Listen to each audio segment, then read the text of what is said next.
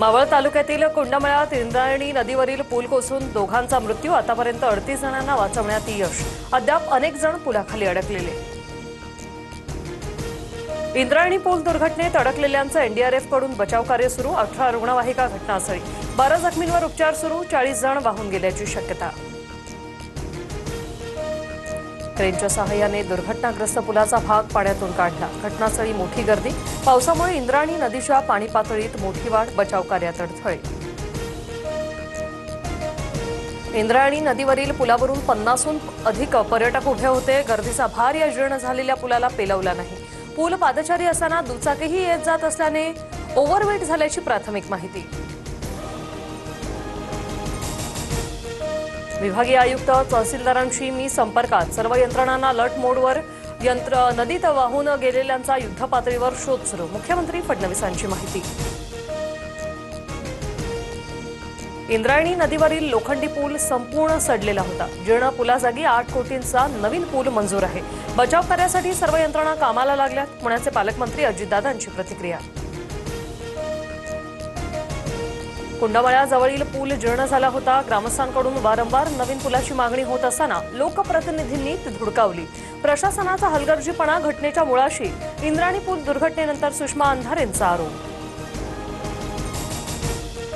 जिथे पाण्याचा प्रवाह जास्त अशा पर्यटन स्थळावर न जाण्याचं आधीच आवाहन केलं होतं। या प्रकरणात प्रशासकीय हलगर्जीपणा झालाय का याबाबत समिती नेमून चौकशी होणार। पूल दुर्घटनेवर पुणे जिल्हाधिकाऱ्यांची माहिती। इंद्रायणी नदीवरील पूल दुर्घटनेतील मृतांच्या नातेवाईकांना 5 लाखांची शासकीय मदत जाहीर। एका पर्यटकाला सुखरूप बाहेर काढलं। पुणे जिल्हाधिकाऱ्यांची माहिती। पंतप्रधान मोदींसह अमित शहांची मुख्यमंत्री फडणवीसांसोबत फोनवरून चर्चा। मावळ पूल दुर्घटनेची माहिती घेतली तर अमित शहांकडून ट्विट करत संवेदना व्यक्त। कुंडमळ्यातील पूल दुर्घटनेची सखोल चौकशी होईल। कुणालाही पाठीशी न घालता दोषींवर कठोर कारवाई केली जाणार। उपमुख्यमंत्री एकनाथ शिंदेंचं आश्वासन।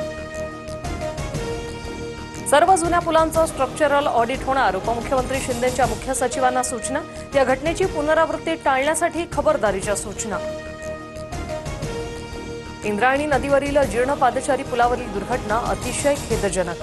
पर्यटन विभागाचे जिल्हा आणि प्रशासनाने सर्व पर्जन्य पर्यटन स्थळांबाबतीत अधिक जागृत राहणं गरजेचं आहे। शरद पवारांचं आवाहन। आमदार सुनील शेळकेंसह खासदार सुप्रिया सुळे आणि रोहित पवारही घटनास्थळी। सुप्रिया सुळेंनी पीडित नातेवाईकांना धीर दिला। दुर्घटनास्थळी आवश्यक ती सर्व मदत देण्यासाठी प्रयत्न सुरू।